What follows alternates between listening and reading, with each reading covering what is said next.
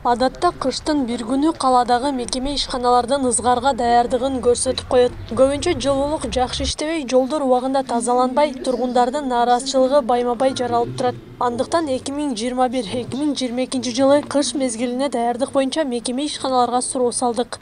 Кышка даярдыкты май айынан баштаганбыз. Азыркы күндө биз негизги иш жумуштарды аягына чыгып калдык.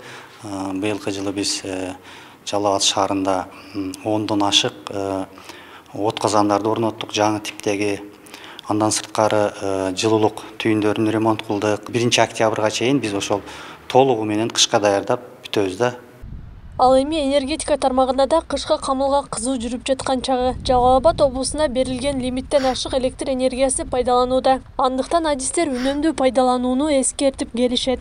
Жалал Абад электр ачык акционердик коому эрте жаздан баштап эле күз-кыш айларына даярдыктарды көрүп келебиз. Эскирген электр мамычаларды алмаштырып, көмөк чордондорду оңдоп түзөөдөн өткөрүп, андан тышкары аба чуалгыларына тоскоолдук жараткан бак-дарактарды бутап, биз жыл башында кандай ишмерчемдерди пландасак, ошону даярдап, күз-кыш айларына даярдыктарды жүргүзүп жатабыз.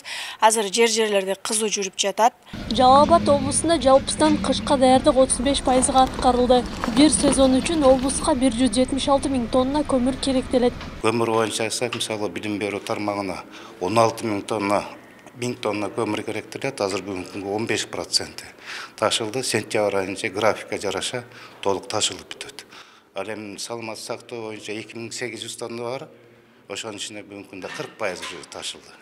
Негизинен алар дагы могу сентябрь айына бүтөт да. Даярдыктар бир 90%тан ашык, мындай готовность жана от казандары боюнча, системалары боюнча бар. Энергетика жана өнөр жай министринин орун басары Тилек Айталиев кыргызстандыктарды көмүр менен газ камдап алууга чакырды. Айталиев өлкөдө суу тартыштыгы жаралганын, ал эми электр энергиясын колдонуу жыл сайын өсүп жаткандыгын эскерткен. Акылай Карабаева, Аскар Маматсаков, Регион.